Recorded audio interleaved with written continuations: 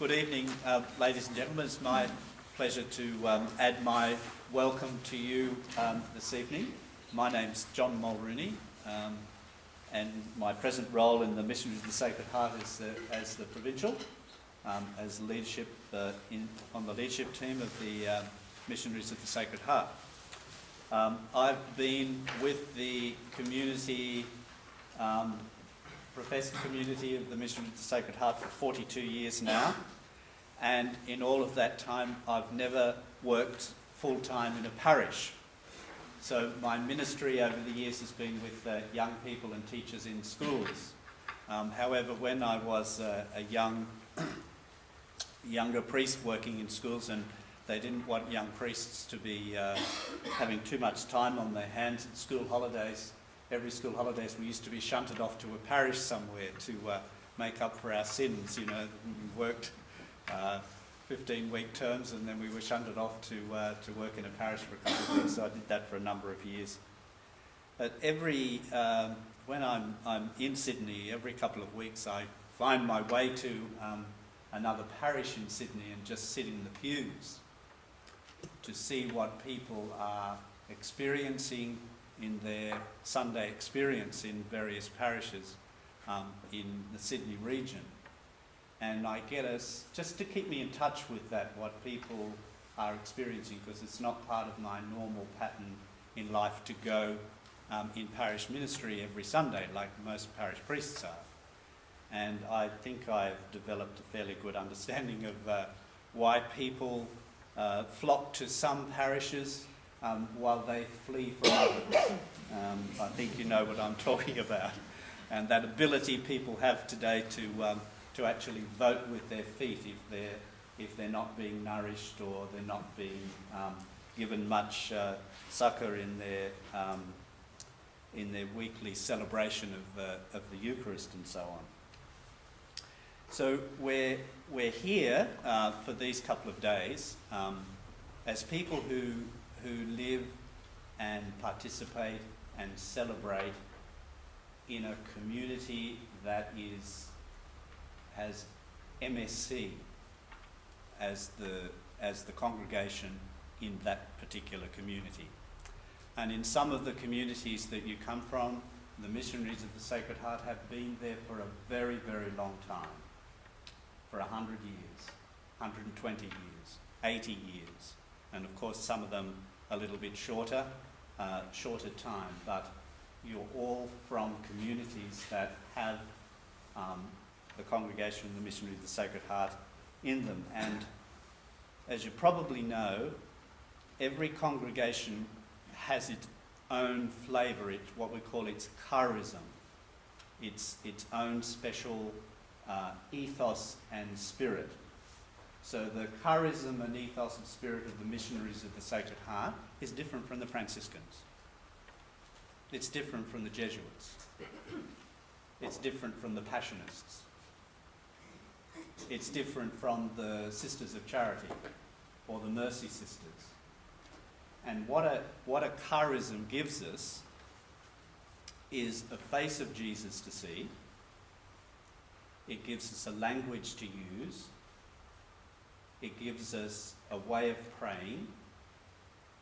So if I go to a meeting of leaders of different religious orders, and there are something like 150 religious congregations working in Australia, some of them obviously are quite small, but if every one of those leaders of those congregations were to stand up and show the face of Jesus that they emphasise in their spirit and their charism, then you'd start off, if you were looking directly at me, you'd start off with the first person speaking, the second person would speak, the third person would speak, fourth person would speak, fifth person would speak, and so on and so on and so on, until the face of Jesus in its fullness was turned to us. So each religious order just has that kind of slight emphasis, and of course the Missionaries of the Sacred Heart own name gives away what the central focus for us of Jesus is: the heart of Christ and his compassion his tenderness, his gentleness, and his warmth for all human beings. And the missionaries of the Sacred Heart are a bit unusual. They're quite unusual compared to most religious orders. When most religious orders were founded, they were founded with a particular work in mind. So the founder usually saw a particular need, whether it was the education of young people, whether it was the health care of people. Say, the brown nurses at Coogee here, for example, their founders saw a particular need amongst the poor in the inner city here around Surrey Hills and so on, for health care and for needs where people had no health insurance or no ability to go to see doctors. They responded to that particular need. And say, for example, if you know Mother Teresa, for example, you know what her work was, why she was founded. It's quite clear. The missionaries of the Sacred Heart are a bit different. They were founded to educate and form people in a particular spirituality, a particular spirit, which is quite different, which meant that the founder said that missionaries of the Sacred Heart can do anything. Wherever the need is, they go. So missionaries of the Sacred Heart around the world do all kinds of different ministry. Sometimes in parishes, sometimes in schools, sometimes in prisons, sometimes all over the place. So we were founded for education and formation in a particular spirit. And it's often said that if there is no vision, then the people perish. So I just hope that over the coming days that you get revisioned a bit, that all just being here gives us a vision, gives us hope, gives us a way of moving forward in the church community and moving forward in our own parishes. Because all of us here, no doubt, though I know some of you, but I don't know all of you take probably some significant responsibility in your parish, in your community.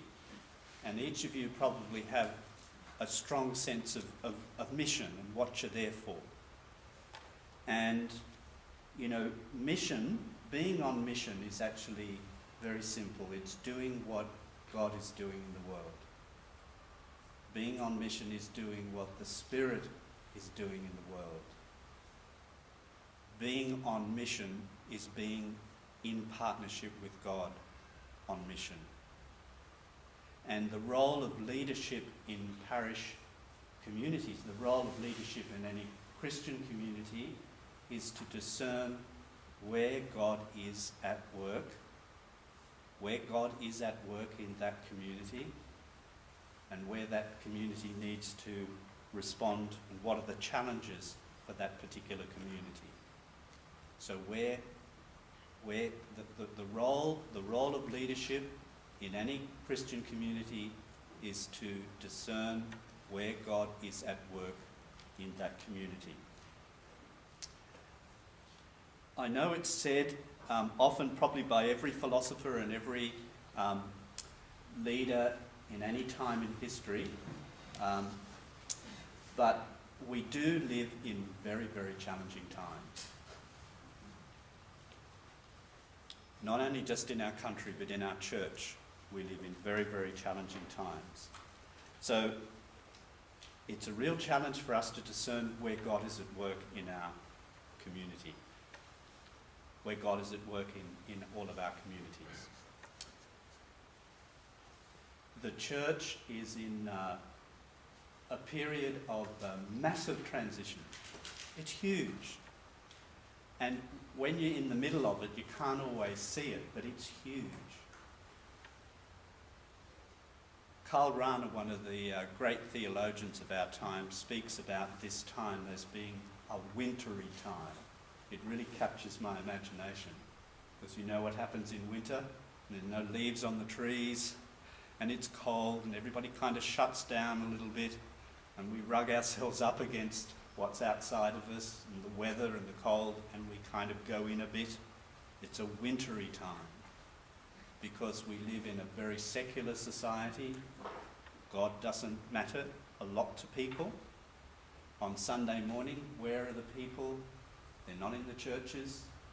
They're down at the beaches. They're in the coffee shops. They're down having a wonderful time. That's where the community is. They're not in the churches. And, in Australia, we're very lucky in many ways to be a Western country that still has 10% of its community actually involved in the community. As you know, in many other parts of the Western world, it's 3%, 2.5%. We're actually 10%. We're actually not doing too badly.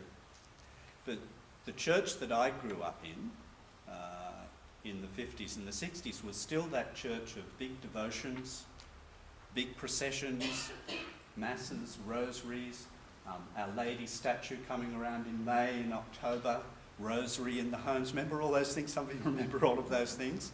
They're not there anymore. They don't happen anymore.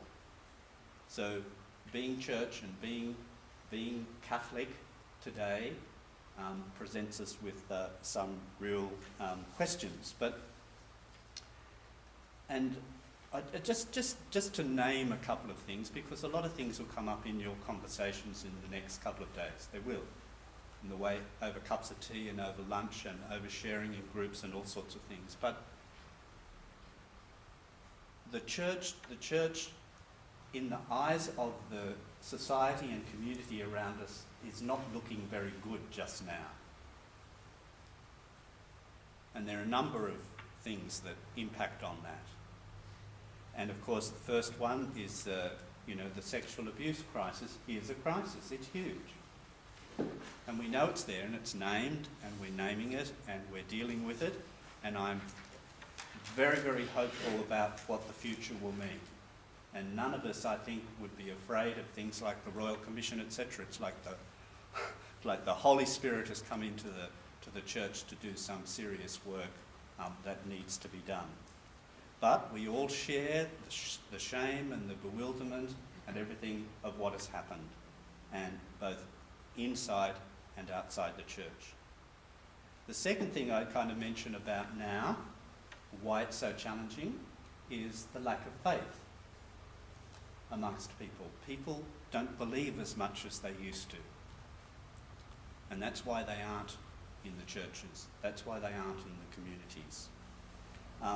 And all of you would have children, or many of you would have children or nieces and nephews who have been through Catholic schools, who are just good people, so altruistic, they're out there, they're ready to give much of their life and so on to causes and to different things, but they see no need of the church. They don't go to church. But they're good people, and they have really good values, and so on. But they see there are many different paths to holiness. There are many different paths to leading ways of leading a good life. The third thing I'd mention is probably the leadership of the church. The leadership structure of the church is broken. It's broken. It was designed for a community 2,000 years ago. If you were in the Roman Empire, you would see a similar structure. Diocese, parishes, bishop was like the governor of that particular community in that area, etc. It's an old structure that doesn't work. And just the fourth thing, there are many things, and they'll come up in conversations amongst yourselves, I guess, in many ways over the next couple of days, is I still find sometimes in various parts of the church and the community I move around that there are still clergy and so on, and also groups within the church who preach a church based on rules and regulations and not relationship. The the first thing really needs to be the church. The church is relationships. The church is love. The church is people and people's needs. So, look, I'm just touching on a couple of basic things. So what is God saying to us in the midst of that? What's God saying to us in the midst of those things that are going on? The lack of faith, the crisis within the church, the sense of it needs to look at itself, reform itself, which our new leadership in the church is beginning to look at. When our founder, Jules Chevalier, founded the Missionaries of the Sacred Heart, he was sent to be a little parish priest in a little town in France called Issoudun. And he found a very similar situation to our church now in Australia. Very similar. There was a lack of faith. At Mass was about a dozen women. He had no men going to Mass. And this is in 1854. The women were the strength, but there was very few of them. But within about 10, 12 years, Jules Chevalier had 300 men coming to Mass for a special men's Mass, every couple of weeks, and he would educate and form in the spirituality of the Sacred Heart, as the language he used in those days. So he really believed that God could work through him to make a difference. And he was just an ordinary man, not a saint. There's a shrine to Our Lady of the Sacred Heart. The devotion to the Sacred Heart is something that he started, but Mary has never appeared in Issoudun. And that was a moment of great pride for him at the end of his life, that there were no apparitions at Issoudun. And he's just an ordinary man, but he really believed that God could actually work through him and make a difference in this town and bring about a whole cultural change. And that's a question that's put to all of us in these couple of days and why we're here. Can we actually make a difference? Can God actually work through us to make a difference in our community, as it was for Jules Chevalier? And I'll just say one more thing very briefly is, and I think we would all sense this, the new leadership in the church, in the Bishop of Rome, we are being presented with an opportunity that the church has not seen for decades. An opportunity to change, to move, the opportunity to become more inclusive, a more open church, to a more involving church. We're allowed actually to talk about issues that we've never been allowed to talk about for decades. We're actually allowed to. So there is an opportunity being presented to the church in that new way of leadership from the Bishop of Rome. That's very heartening. That gives us all enormous hope. I'll just finish with some words of Timothy Radcliffe.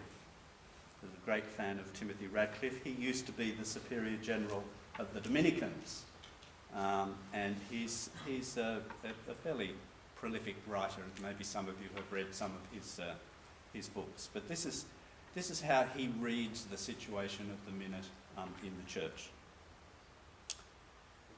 This way of being church now, I suspect, is reaching its end. What is to come we do not know. We shall be surprised, and it may not come in our lifetime. But I hope that we'll be a church that is humbler, simpler, less clerical, and more human. I think we have to leave behind a whole monarchical model of church. In the aftermath of the Council of Trent, and even before, the church battled for her freedom against monarchs like Henry VIII of England. But to survive, it became increasingly like its opponents. But the world of powerful monarchs is over. The church evolved to defend itself against imperial powers that wanted to bend it to their will, like Napoleon. But this defensive and militant model is not the best suited for the challenges of today. It is like sending the cavalry out on horses against tanks in the First World War. In the West at least, despite the battles over abortion or euthanasia, the biggest challenge is cultural. We face not armies, but a secular way of seeing the world in which our people live every day. The challenge is internal, right down the middle of every one of us. And how can we be modern and live in the world today and be truly Catholic? How can we? So I'll leave you with those few words. I wish you all the very best for the next couple of days. You've got some wonderful people facilitating you, and people who put a lot of work into getting this together to come here and bring everybody together, just sort of to really look and face some of the real big challenges and issues. But I hope at the end of the day, my hope at the end of the weekend is that you do walk away from here with a strong sense that God can actually work through you. God can work through you. And it's hard work. It's tough work. But God can do it if you allow God to work through you. And the inspiration, obviously, for us as missionaries of the Sacred Heart is Jules Chevalier, who walked into a situation very similar to our church today. So I wish you all the very best. Thank you.